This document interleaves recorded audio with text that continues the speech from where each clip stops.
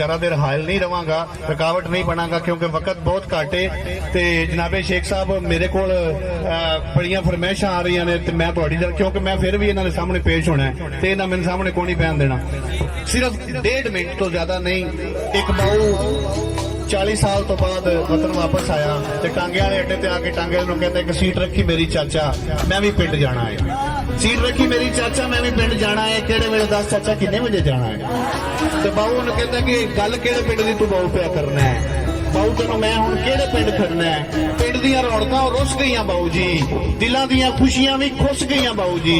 शामों पिछे घरों बाहर कोई नहीं जे दिसदा, हुण सक्का वीर नहीं जे वीर उत्ते दिसदा। लस्सी लैण जांदे सां ते मक्खण नाल दिंदे सन, बोलदे सन हस के ते प्यार नाल विंदे सन।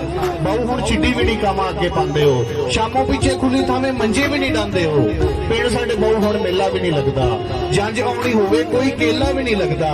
जंज भाल लई उत्थे शादी हाल बन गए, सोड़े सोड़े अंदर उत्थे नाल नाल बन गए। ते चौधरी ने पिंड विचों बोड़ वड्ड छड़ी, चौधरी ने पिंड विचों बोड़ वड्ड छड़ी है। कई यारां बेलियां दी लोड़ वड्ड छड़ी है। याद जिओ गन्नियां ते चीड़ लांदे हुंदे सन, याद जिओ गन्नियां ते चीड़ लांदे हुंदे सन। रोह वाली खीर सारे इकट्ठे खांदे हुंदे सन। गन्नियां दे चवां पासे तार ला दिंदे जे, जान किसे गभरू दी हर साल लैंदे जे।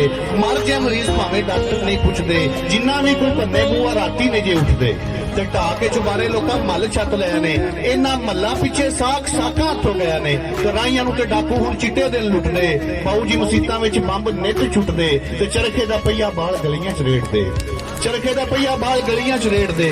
सुख के जे खूह लोकी हुण नहीं जे गेड़दे, चरखे दा पहिया बाल गलियां च रेड़दे। सुख के जे खूह लोकी हुण नहीं जे गेड़दे। ते ना माइयां ठंड विच पिन्नियां बनांदियां, ना माइयां ठंड विच पिन्नियां बनांदियां, ना पा के वड़ियां चौल जे पकांदियां।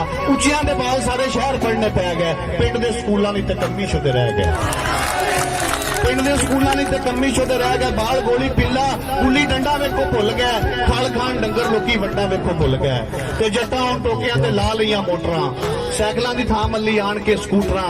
फाल उत्ते माइयां हुण कपड़े नहीं धोंदियां, साग भी ओ जट्टां कोलों डर के नहीं खोंदियां। हुण दस बाऊ मैनूं किहड़े पिंड जाना है?